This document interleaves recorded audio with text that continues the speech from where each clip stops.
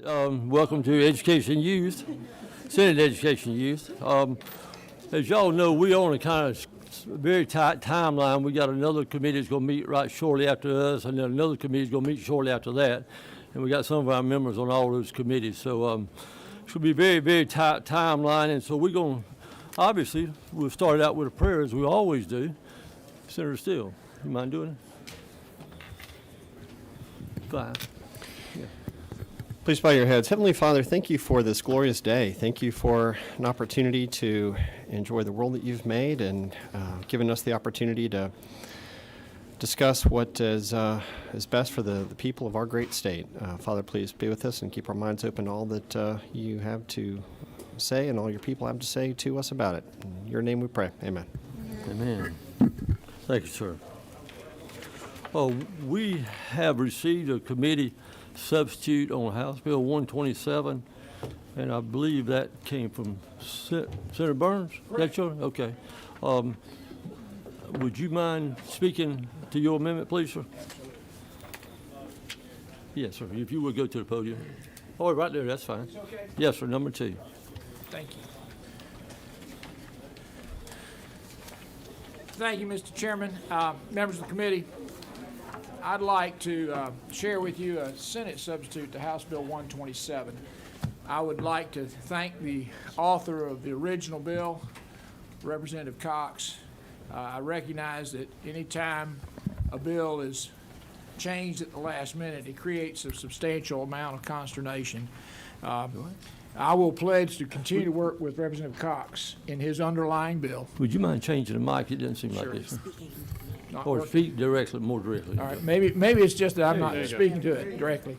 I'd like to thank Representative Cox, and I recognize the challenge and the consternation when at the last minute, legislation that they've worked on for a considerable period of time is not available, and we needed an opportunity to make some adjustments to that in this particular code section. So I will pledge to Representative Cox our support to continue to work with him to get his underlying legislation through not only the Senate, but through the legislative process. Having said that, what I'd like to do is review with you the Senate substitute to House Bill 127. I'm working from LC 492351S. For those of you who are on the Higher Education Committee, you will recognize this legislation. It is a modified version of Senate Bill 120, and it was authored by the senator from the 16th. It passed the Higher Education Committee on March the 3rd, and then it went on to the Rules Committee and was scheduled for a floor vote in the Senate at crossover, but failed to be called up and voted on. So I want to make a few quick opening remarks, and then I'll walk you through the short legislation.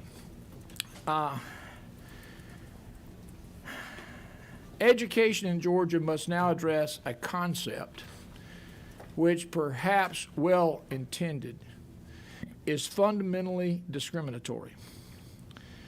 In the academic environment, diversity, equity, and inclusion, DEI, basis decisions for admissions or employment or promotion or work assignments or resource allocation or other fundamental operational decisions in whole or in part on race, color, sex, ethnicity, national origin, gender identity, or sexual orientation. These decisions should be based on merit, performance, and ability. We've experienced more highly qualified applicants in our educational institutions who fail to be admitted because of these discriminatory practices that admit less qualified applicants because of their ethnicity. In some cases, we've required employees and faculty to sign diversity statements indicating their conformance to an ideology that provides special consideration or benefits based upon race, sex, or ethnicity. We've developed curriculums, programs, degrees, and courses at taxpayer expense to promote and promulgate this discriminatory ideology. The Senate substitute to House Bill 127 seeks to address these problems. I'd like to point out several things. As of February 2025, 119 bills have been introduced in 29 states to curtail DEI initiatives in public colleges. That's per the Chronicle of Higher Education. These bills aim to prohibit using federal or state funding to support DEI offices or staff at public colleges, requiring diversity training, using diversity statements in hiring and promotion, using identity-based preferences in hiring and admissions, or mandating classes that promote promotion concepts like systemic racism and reparations. Legislation has been officially passed in 12 states: Alabama, Florida, Idaho, Indiana, Iowa, North Carolina, North Dakota, Kansas, Tennessee, Texas, Utah, and Wyoming. Let's look at the legislation. It's a brief piece of legislation, but it has very important concepts. First of all, this legislation will impact our educational system in Georgia, both the secondary educational system and the tertiary education system.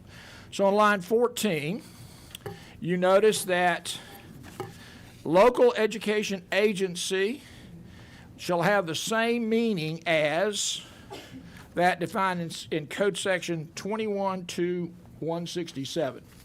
If you go to 21-167, it says a local education agency means any local school system and any charter school. So we're talking about secondary ed.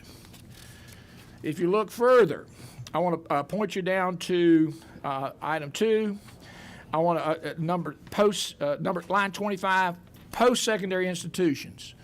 Post-secondary institution means an institution of the university system of Georgia or a unit of the technical college system of Georgia. So we're dealing with secondary education, we're dealing with post-secondary education. Let's look at definitions, and then we'll look at the crux of the legislation. Part of the issue is the use of multiple occupancy restrooms or changing areas. That's defined in lines 16 through 20. It includes locker rooms, restrooms, changing rooms, shower rooms, where one or more individuals of the same sex at the same time, and in which one or more individuals may be in various states of undress or presence, or in the presence of other individuals. So we're dealing with sensitive areas of an environment. I'd like to point out that in lines 28 through 30, I want to back up just a second. You can't opt out. I want to back up just a second.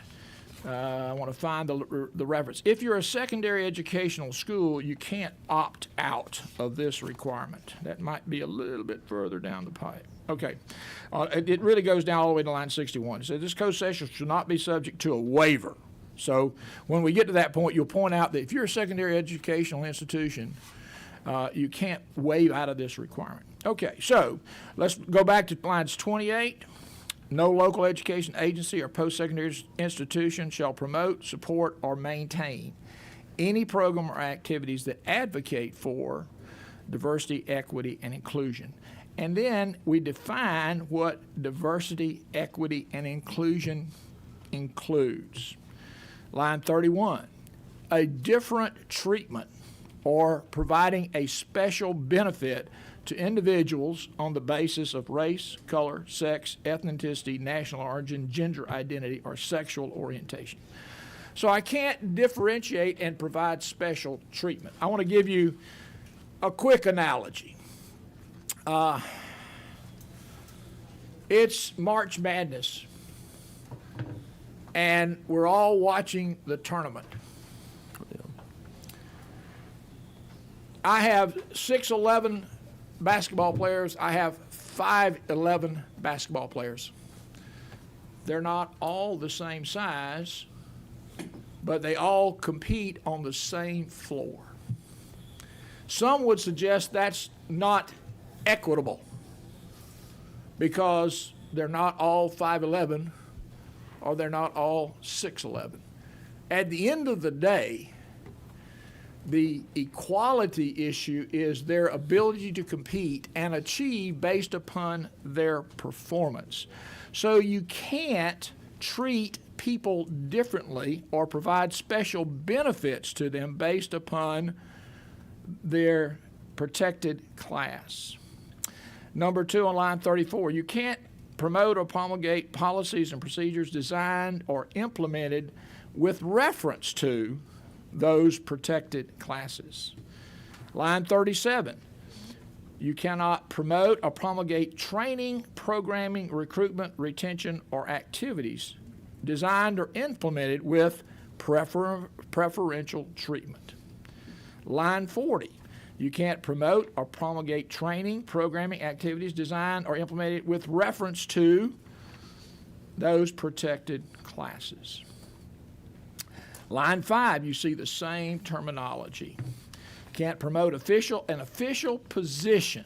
So an institution, a school system, a school, a college, a university cannot promote as an official position a particular widely contested opinion referencing an unconscious or an implicit bias, which is such as cultural aberrations, allyship, gender ideology, microaggression, group marginalization, anti-racism, systemic oppression, social justice, intersectionality, neo-pronouns, heteronormativity, disparate impact, racial privilege, sexual privilege, or any similar or related formulations of these concepts.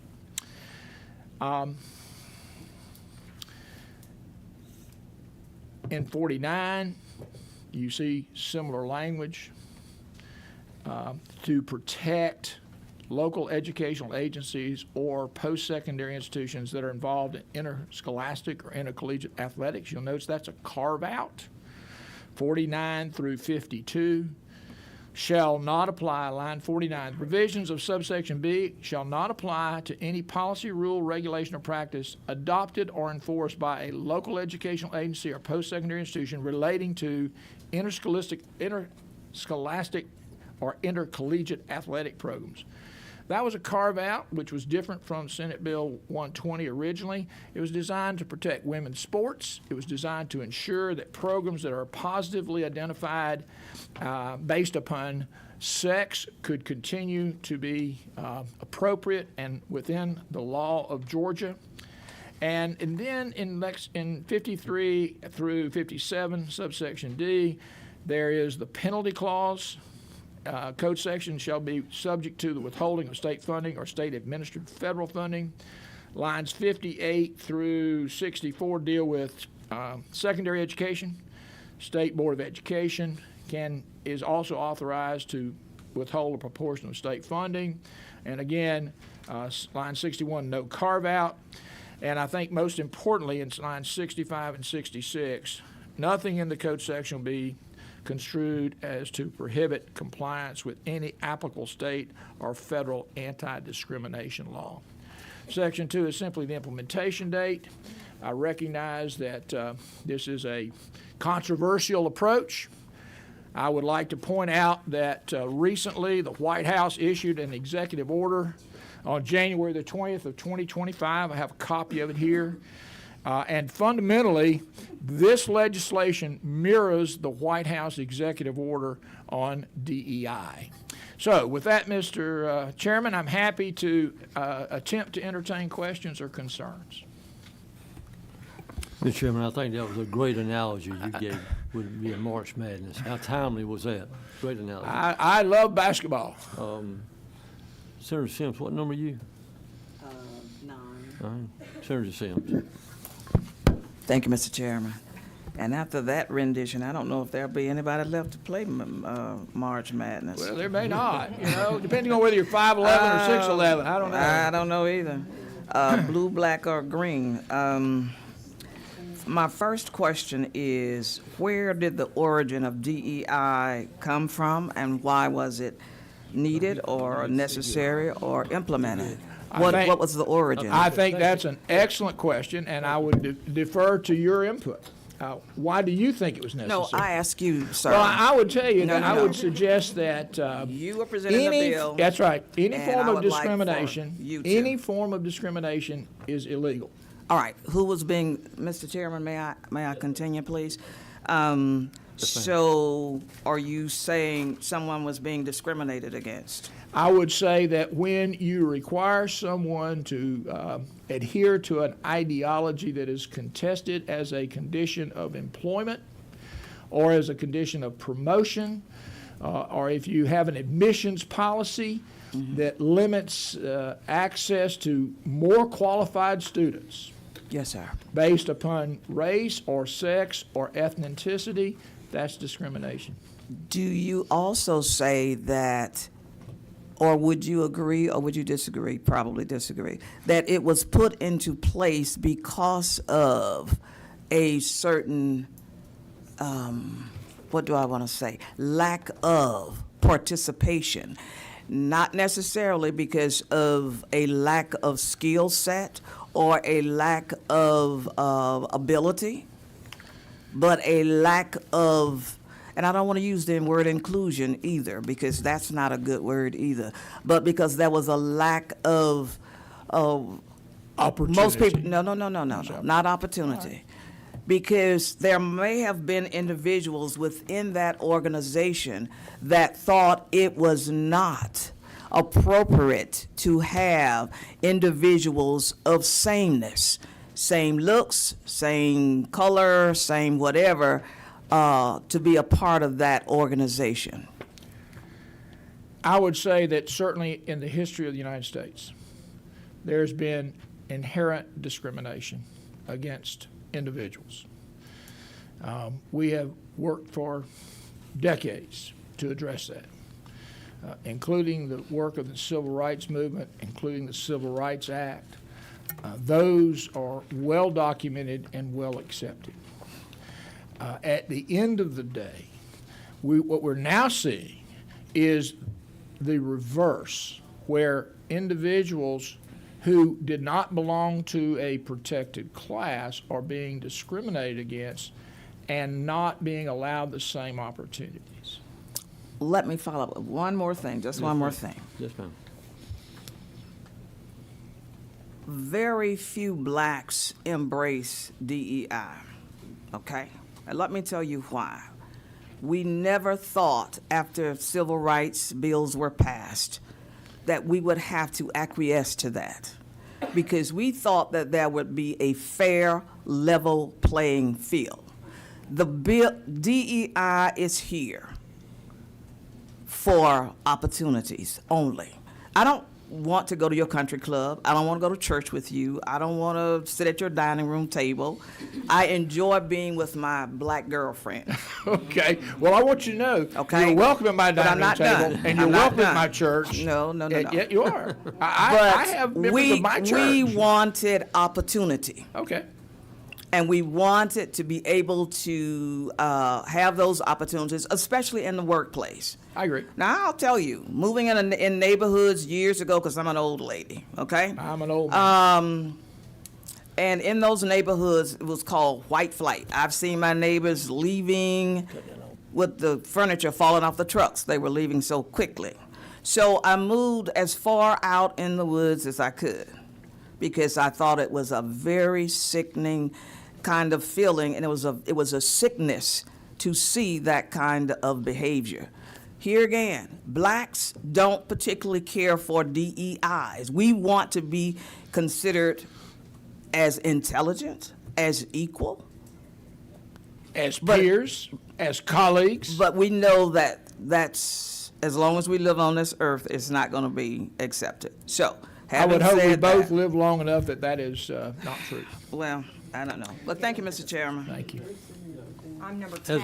as I stated earlier, we're on a very short time limit, We're so, okay. We're okay. so we gotta, We'll do a couple. each. yeah, just very, Okay, and if not, if we don't get it out, I'm gonna cut it off, okay? So, well, then let me just look through my list real Sure, quick. Well, first of all, looking at 31 through 33, what are you trying to eliminate here? That there's a claim something is happening related to different treatment of or special benefits to? Mr. Chairman, What Mr. are you Chairman. talking about? 31, Mr. Chairman, can is this basically the same bill that was heard in your committee? it is the same So- bill with the exception of lines 49, let me verify that, 49 through 52, which is the carve-out for interscholastic Okay. and intercollegiate athletics, which So- would allow for gender-based, sex-based Right. intercollegiate So athletics. my point on that is, our committee had plenty of time to be there if they chose.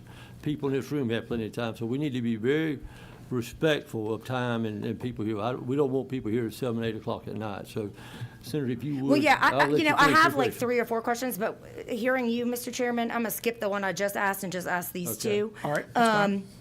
Number one, can the university, under this legislation, could the Yes. University of Georgia Law School have a Black Law Students Association? The University of Georgia can have any association that is appropriate, that does not discriminate. If that Black Student Law Association is willing to accept individuals of any color, that's not discriminatory. And that, Well- by the way, that's a voluntary Yeah. type of an organization. It's an association. Now, does it receive university system support or Yeah, University they of all do. Georgia support? I mean, all these do, yes. But they do that actually through student fees, not through state funds. Is that not true? I'm not certain for the law school here. I just am aware that. Let me say, my experience in higher education would suggest that student organizations are funded through student fees, not through state allocations. All right, because we're short on time, I won't get into a back and forth with you on Okay, that. that's okay. I dispute the way this is written in your answer, but Sure, that's okay. I understand. All right, so next, looking at line 47, you've got something in here about disparate impact. Yes. So you're probably aware that disparate impact is a constitutional law. It's essentially a ruling, holding Okay. of the United States Supreme Court, and it is the law of the land with regard to a number of different subjects. So my question is, does this sort of say that if I'm teaching con law at one of the law schools, I Constitutional law. can't talk about the jurisprudence on disparate impact? I would suggest to you that an academic subject on any topic would be appropriate, and it would not be in any way impacted by this. Now, I'll tell you what would be impacted. If that law professor required their students to concur with their position, to use a neo pronoun, to acknowledge that they're an oppressed class. Well, that's not what I'm asking, just about disparate impact. Okay. Because it is Supreme Court jurisprudence, I would right? say So, that- yeah, it hasn't been like overruled, so it's a very well-known The Supreme term Court last con law. in March of I think 2023 ruled that applicants who were It's not about that. I It is understand, but about- I'm just I saying know that- that, yeah, thank you. I understand that. That is, disparate impact is a U.S. Supreme Court constitutional holding with regard to some other topics. Thank So you. let me just ask you, with this 5, what examples can you give me? This is 43 through 48. 43 through 48. Okay. Yes, what post-secondary institutions have promoted any of this as any official position? I think that's this is a preemptive clause if it has not occurred. It's designed to ensure that it not raise its inappropriate head. I would say that DEI, as I began, was a well-intentioned concept that has been abused. So no one has actually done this. What we're outlawing is not happened at all in Georgia. Thank I you. would suggest that I'm not aware of it. It It's doesn't not- necessarily mean that it hasn't occurred. No. Thank you. Thank Thank you. you.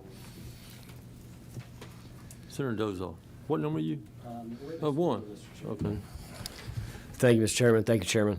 In follow-up to that, isn't that true that we have had explicit, well, I think Senator Parent was maybe getting to the specific concepts in lines 43 to 48, but as it relates to the macro topic, the topic of DEI, is it not true that over the last couple of years that higher ed in Georgia and elsewhere has really been injected with DEI departments?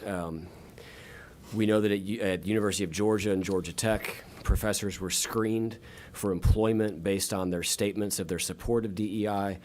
And I'm curious, my question is, I'm struck by line 31 through 32. And you are seeking to essentially outlaw any effort to promote, and this is where I want to get your opinion on, quote, the different treatment of or provision of special benefits to individuals on the basis of race, color, sex, ethnicity, national origin, gender identity, or sexual orientation. Is it not true that the effort to promote the different treatment of people based on their race, color, sex, ethnicity is discrimination? Is that not, so you're looking to ban discrimination as I read this portion of this bill, is that correct? To ensure that every individual is treated fairly and equally. You are correct. I would say we have had any number of instances where, and I pointed this out in my opening comments, where programs have been developed, courses, requirements to essentially force our collegiate students, at least, to accept a philosophy that is at best questionable and at worst just flat wrong. At the end of the day, everyone should have the equal opportunity to be successful and to make the decisions for themselves, not to be told what they must believe. You are correct again, if I can finish.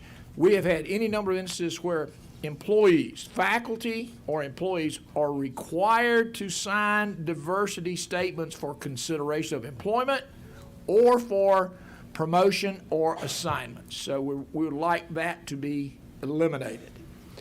And Mr. Chairman, if I could follow up, I think what we've actually seen, there's data around this relative to, for example, the political persuasion of collegiate professors. This type of screening has actually resulted in a lack of diversity on college campuses, both here and around the world, because you essentially have this monolith of thinking based on that screening process. So if you screen people based on political litmus tests, you're going to end up with employees who all think a similar way. So when it comes to academic freedom, we are actually squelching academic freedom.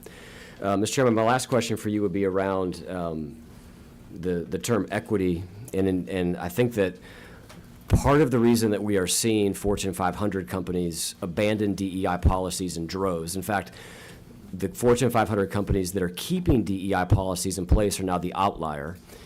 And I think the reason for that is the equity piece has really been co-opted by neo-Marxists who are focused on this concept of equal outcome.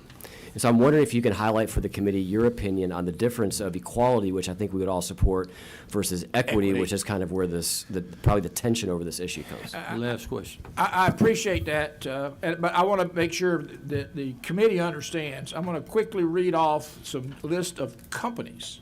This is out of Forbes, March the 22nd. I guess that's 4 days ago. On the 22nd, Major League Baseball chose to not pursue DEI. Victoria's Secrets on the 5th of March, State Street on February the 28th, Warner Brothers on February the 27th, Goldman Sachs on the 27th, Paramount on the 26th, BlackRock on the 25th, Wow. Citigroup on the 20th, JP Morgan Chase, Stanley, Citigroup all on the 17th, Goldman Sachs, Disney. I mean, we can go on and on. Wow. Now let me just address the question of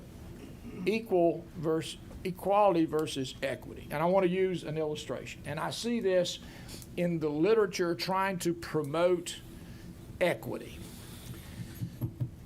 The analogy is I need to be able to see over the fence. Everyone should have the opportunity to see over the fence. And in an equitable situation, depending upon your height, you're given a certain size stool or shelf to stand on. So short people get a higher stool, and medium folks and the tall folks just look over the fence. Everybody should have an opportunity to look over the fence. In an equity situation, I hand you your assistance, your stool. In equality, I give you the materials and the skills to build your own stool. So you both have the opportunity to see beyond the fence. You can overcome the challenge. But in equity, it's provided to you. In equality, you're given the skills and the materials to build your own. Many of us came up through a generation where we were not privileged. We were required to work and to achieve based upon not only our intellect, but also our willingness to work hard, and then we were able to overcome obstacles. Equality is essential. Equity is counterproductive. Senator Sessom? Mr. Chairman, I have a question that I'd like to be recognized for motion.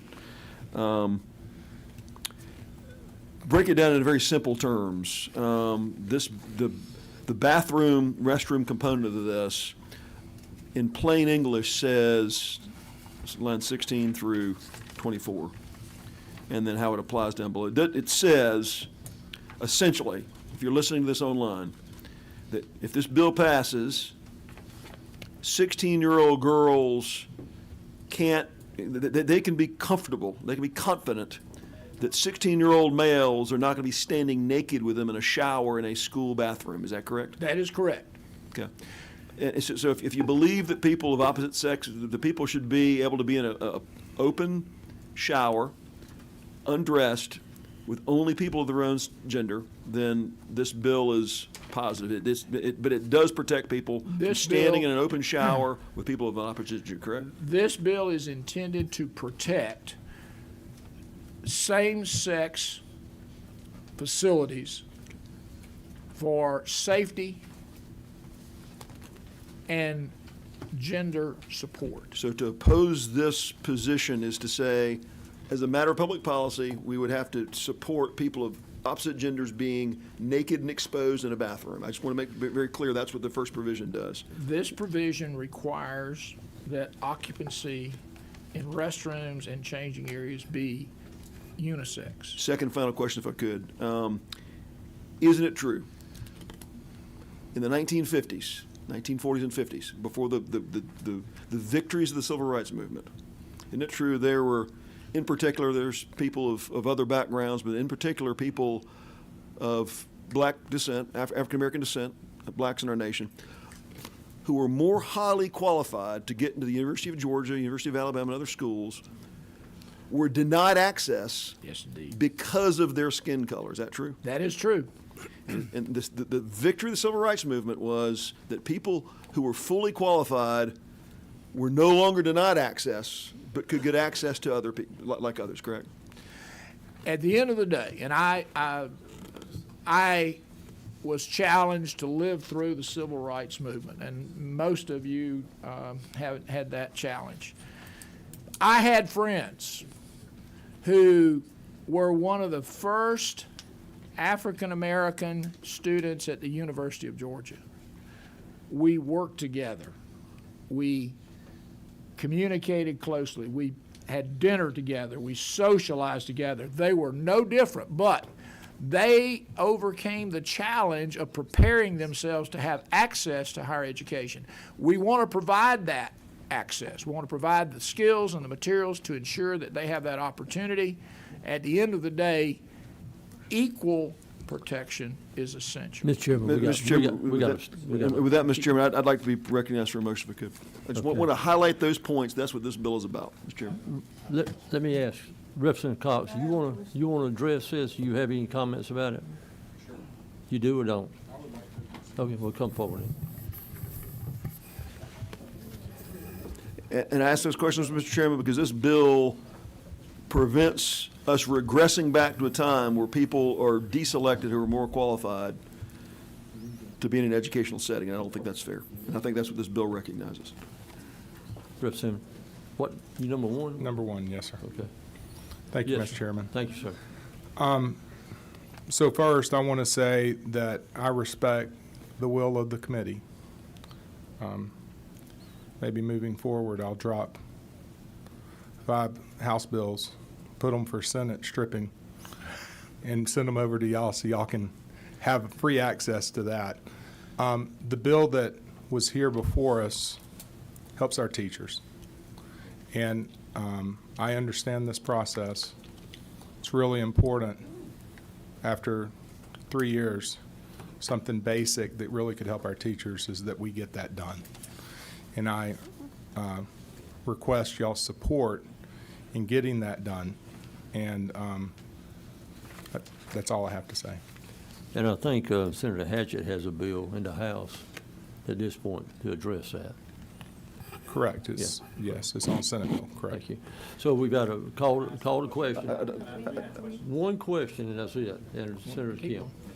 Sorry. One question, that's it. We're going to call it over with. Mr. I can make the motion. We can have No, I'm going to give him respect to let him have it. No. We can discuss after the motion. That's okay. That's right. But we're running out of time. It seems to me from the original author's comments, he's not a fan of this. I don't see how this helps teachers. The last bill helped teachers by giving them additional sick leave. If we look at this room, there is a major disconnect between what we're doing up here and this audience. So I think it's important for us to have a conversation if we're going to be adding bills like this in the last minute. I'm new here. I know this is how it works, but this is a major bill, and I feel like the companies you named off, that's companies we now need to stop supporting. In addition to that, I feel like they're acquiescing, like this body is, to Donald Trump, his executive order. It seems to me that if civil rights laws were to be put before this body today, we would be voting against them. I'm really concerned that the word anti-racism is in there. Mr. Chairman, you spoke about wanting equality, and I'm curious to know why the word anti-racism is included in this, if you are saying that you oppose racism, and if you could give me the definition of anti-racism. Would you point out line number, please? Line 46. Thank you. That's a series of issues that would not be a part of an official position of a post-secondary institution. Anti-racism would be something where individuals would be opposed to racism. So why is that a bad thing? We should not promote that. Well, you should not promote the reverse. Anti-racism don't promote racism. Is that not true? Anti-racism is opposing racism and That's promoting true. equality. That's true. So why are we including anti-racism as something that we should not promote Not have in the state of a Georgia? position on. So do you think we should have a position in support of racism? I believe we should ensure that everyone has equal opportunities. Okay. We had questions too. Somebody, Senator Settler called a question. We got a We motion. had questions too. We've been raising our But we're hands. out of time. I'm sorry. This And is too important, so, and we're out of time. this is nothing. I'd like to, for these people, we'd like to thank y'all for being here. We will not accept any comment. Andre Para, Diego Sipman, Bronte Podler, Francisca Rule, Kyle Stiwago, Ashley Young, Margaret Chishelli, Christopher Bruce, Stephanie Tanner, Megan Gordon, Micaiah Arkia. So we appreciate y'all being here. We were out of time. So you made a motion? Sir, Mr. Chairman, I'm a member, can I? The problem, and I respect y'all, you know how much I love y'all, but we just keep on and on, and this has already been heard one time. It's got heard in higher education. No, well, they should have been. They should have been. They should have been. We took, Chairman, Marcia can I Tess. have please? W- Can I be recognized? Wait, hold on just a I second. had my feet hands up Yes, before sir. they did. Sure. I'll make my motion do pass. Certainly there can be debate after the motion's made, but I'll make the motion do pass. Okay, we got a second here? Now you have comments. Okay, so, all in favor? No, comments, you can have comments. No, we have discussion. I have a question on readiness. Don't you leave. Mr. Chairman? Yes, ma'am. I'm very disappointed. My whole thing is, how can they take a whole bill and nothing about that bill is in this bill? That's not, I don't know the answer How to many that. people came against this bill? These are students, these are people who work there or whatever, or who would be recognized in here. And this has nothing to do with the original bill, because I heard the original bill. Nothing. I can't find one thing. And I had some bills that were left on the calendar too. Does that mean I can just get any bill and strip it and put my HOAs? I have 5 different, I think, so- ma'am, I think you have to talk to legislative council about that. I mean, this Well, that's obviously the was state of run. council are not the senators. We have over 2,000, folk, each one of us, Mm-hmm. that are voting age in our districts. Mm-hmm. And we get elected to come up here and we get put on committees. That's right. So we're trying to ask a decent question. No. And we're trying to represent the people who elected us. No And question so- about it.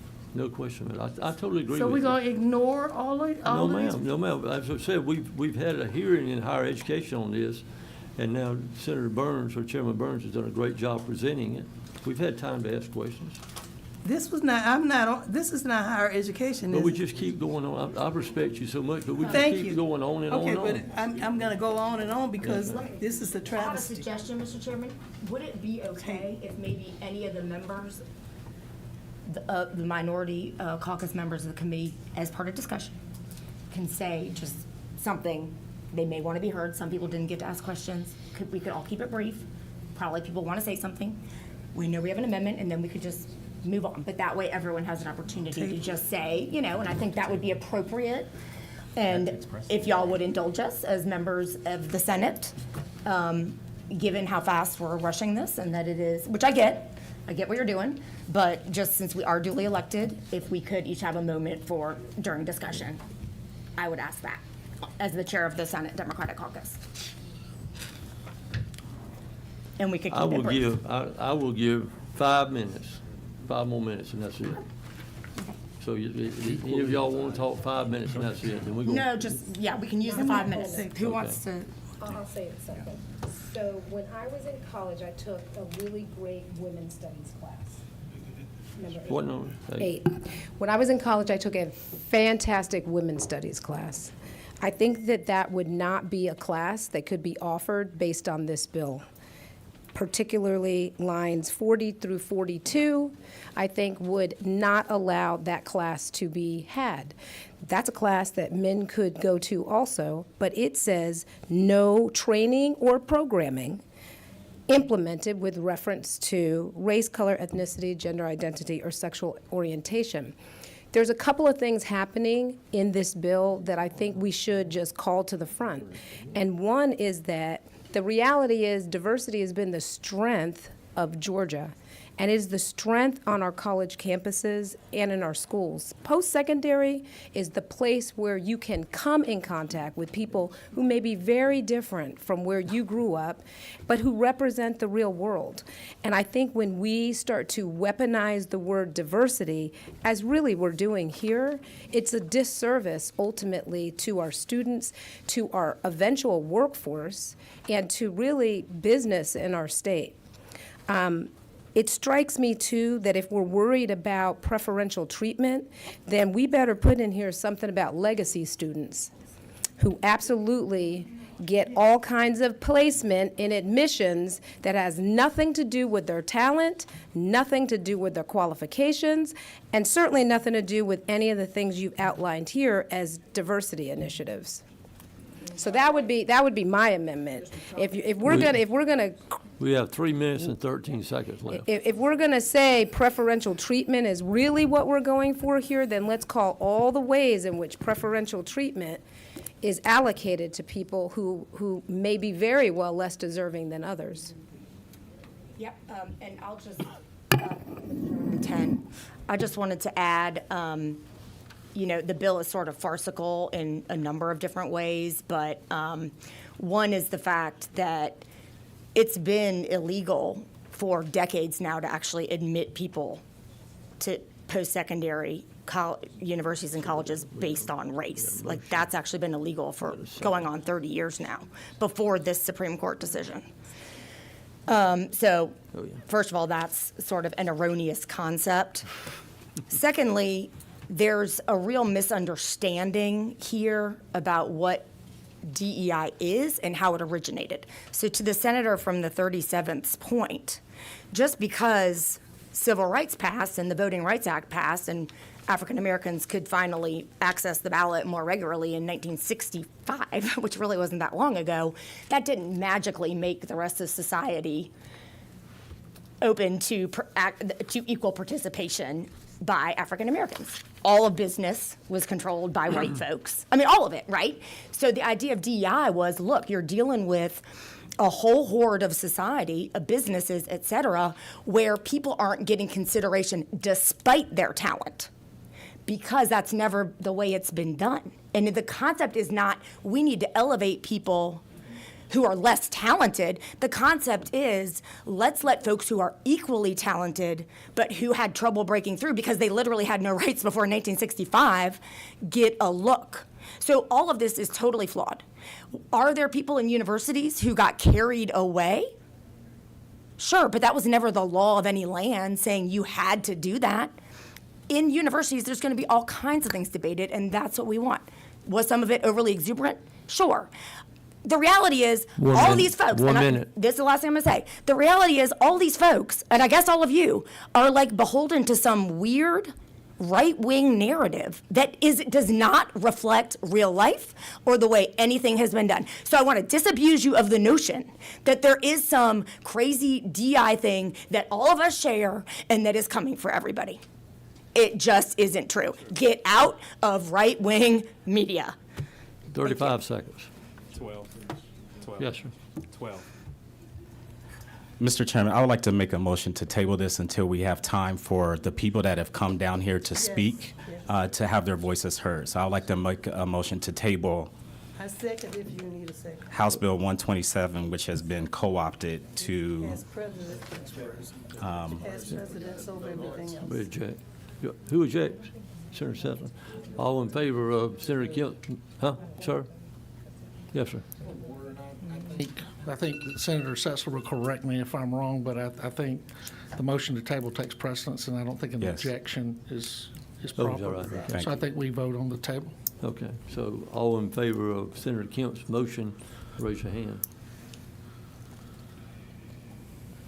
My goodness. All against the motion? Yeah, it should be. 2, 3, 4.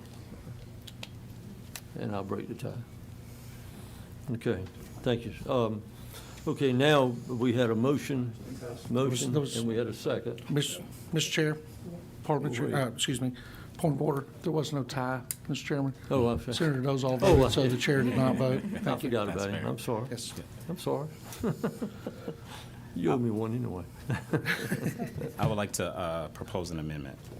What number, you 12? 12, yes, sir. I'm on. I would like to, on line 46, strike the word anti-racism. I think this would be a friendly amendment, as the author has said that he opposed racism and feels like we should have equality in this state. Comments, Mr. Chairman? I defer to the will of the committee. I believe that as the legislation is crafted, it was crafted very carefully through Ledge Council and a host of other independent attorneys. So my preference is that there be no amendments to the bill, but if it's the will of the committee, I'll accept it. We need a second. Senator Dozal. Second. Oh, I'm sorry, yeah. If we're in discussion now, Mr. Chairman, maybe just illuminate this anti-racism element a little bit. There are a number of authors that have promoted this concept of anti-racism, Ibram Kendi being probably the leading author that has. And these are I guess, ideologies rooted in neo-Marxism, focused on the means of centralizing the means of production, focusing on the outcomes and assuming that outcomes are tied to systemic racism. They were a key factor that led to the riots in 2020, that led to billions of dollars of damage in this country. And so anti-racism is a very specific thought, I should say ideology, currently in culture, and it is not some kind of nebulous idea. There are volumes of books written around the concept of anti-racism, and it is anti-capitalism, and in many cases it is anti-American. Thank you. So we've had a motion for the substitute.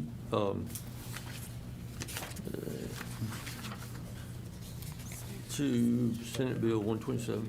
Give an amendment. Oh, You just have an amendment for just striking. oh yeah, you had a motion, okay. And you have a second? Did you have a second on your motion? Yeah, Okay. yeah, Elena, second. Okay, any other further discussion on that? So, Mr. Chair, I would just say that I think that the spirit of the gentleman's amendment is embraced. No one wants to support racism. The idea of anti-racism in general is, of course, what we want. But what I heard from Senator Dolezal, anti-racism is a specific term of art with a specific philosophy, and what we're voting on is the specific philosophy that Senator Dolezal spoke to. That's what we're referring to here. That's where I think the votes are going to fall, not what would be a consensus position to say we don't want to, embrace racism. If I may, so can we be more specific and explain what that is? Because what I'm hearing from the committee is that we are opposed to racism. And if my interpretation of anti-racism is that I'm opposed to racism, that would then be outlawed in the state of Georgia. I feel like that is the problem. It's up for interpretation. My interpretation of anti-racism may be different from Senator Dolezal's, but if mine is in line with what you said, I cannot promote that. Sure. I mean, Mr. Chairman, I just parenthetically asked the question, perhaps Chairman Dolezal could speak to this. Is the term anti-racism with a capital A, meaning giving it a term of art and a name, would that be appropriate?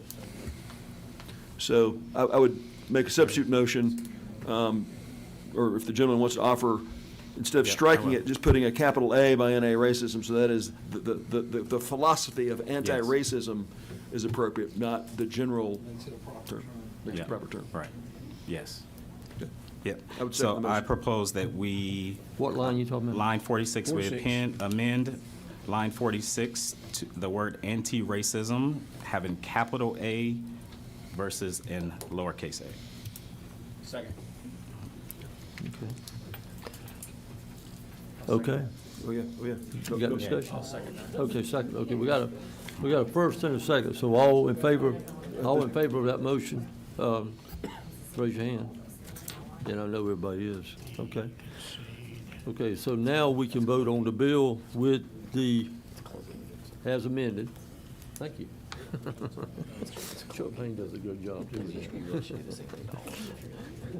So, all in favor of, let's see, restate. When a guy writes a book called How to Be an Anti-Racist. Substitute the House Bill 127, LC 492351S as amended. Please, huh? By committee substitute? By committee substitute, thank you, sir. All, please, in favor of the bill, please raise your right hand. All opposed to the bill? 1, 2, 3, 4, 5, okay. Bill passes. Thank you. Thank you, It's sir. on a difficult topic. We got 8 minutes left before we got to get out of here. So Senator Halpern, either you or Senator Davenport need to decide which one y'all want to do. We got 8 minutes left before we run out of the room. Want to split the time? I can be quick. Okay, I'm sorry about that. You're doing good. That darn Marty Hart.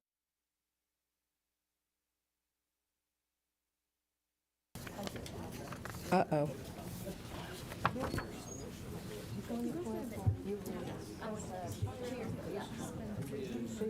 was on robotics for like 30 seconds.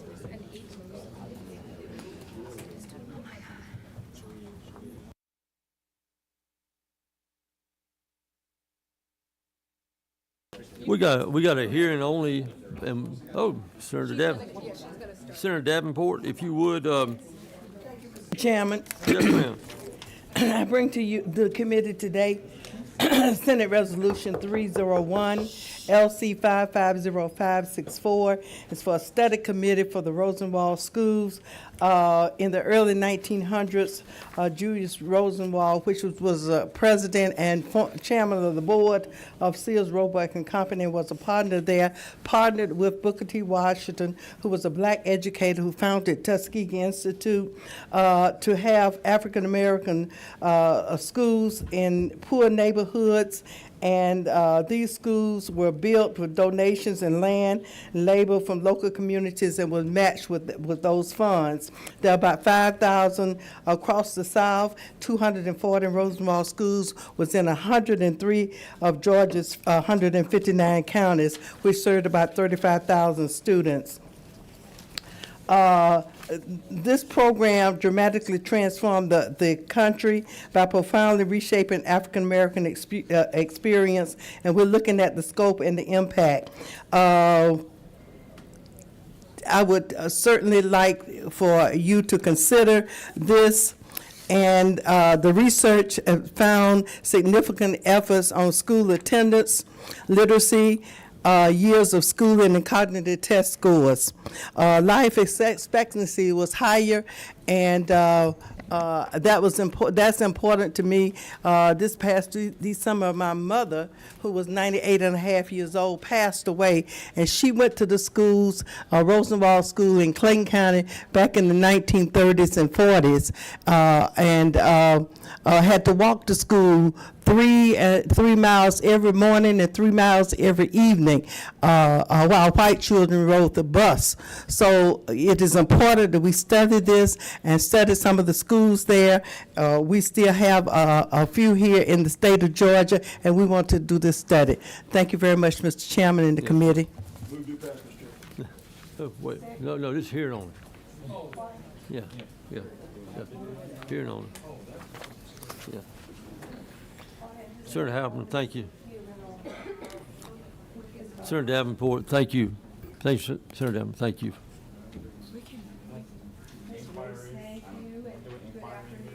He's an inquirer. Yeah, Oh, there we go. I'm just curious as to why this is hearing only, and what is the process to move that from being a hearing only bill? Well, if the will of the committee, we can. I'd like to move to pass, Mr. Chairman. Okay, Second. well, we'll roll it then. Okay, roll. Okay, so all in favor of it, raise your hand. Okay. See, you all were. See, you got a lot of, Senator, you got a lot of friends up here you didn't know you had. That was good. One more time, because I don't think they. Huh? Can you call for the vote one more time? I thought we had to vote. Yeah, we all voted. All in favor? Senators on this? Yeah, we all voted. Okay.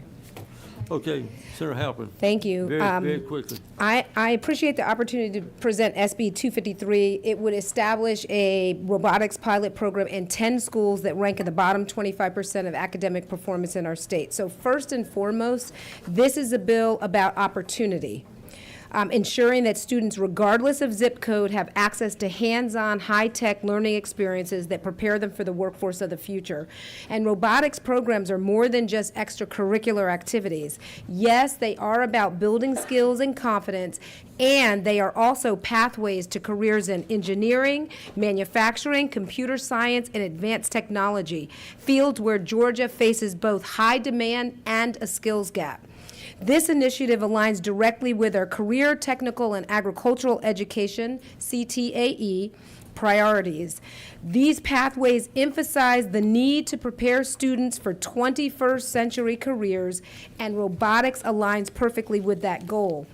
The evidence is clear. Students who are involved in robotics programs have a higher likelihood of pursuing STEM careers.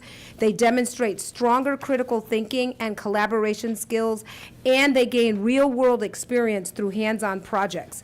So here in Georgia, we've already got a strong and growing robotics community.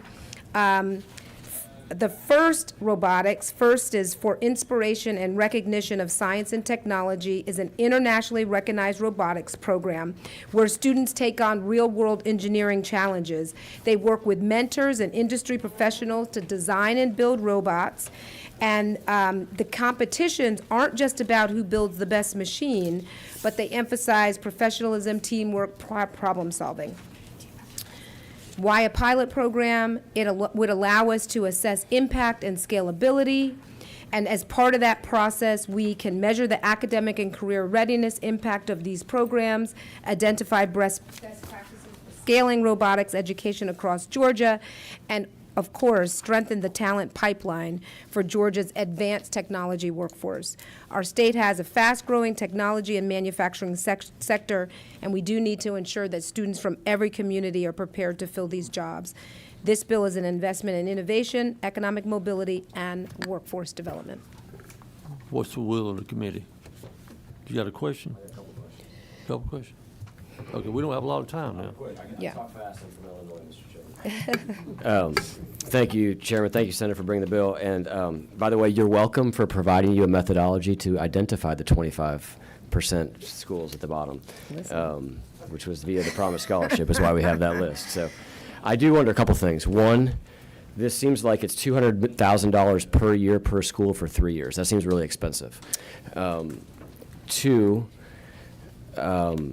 that's really the first question. Yeah. Two, I read the bill that it's up to 10 schools, so there's Yes. a scenario under the bill that you could actually have 2 schools, and if only 2 schools were approved, they would get $1 million each, so I would recommend that you have a cap per school. That's fine. I would, given the fact that public schools in the state are sitting on $7 billion of reserve funds, I would love to see this as some matching funds so that the money can go further and reach more schools. Like, I would suggest that you bring this, if you could, I don't know what the expense to do this is. I would suspect that it's less in years 2 and 3.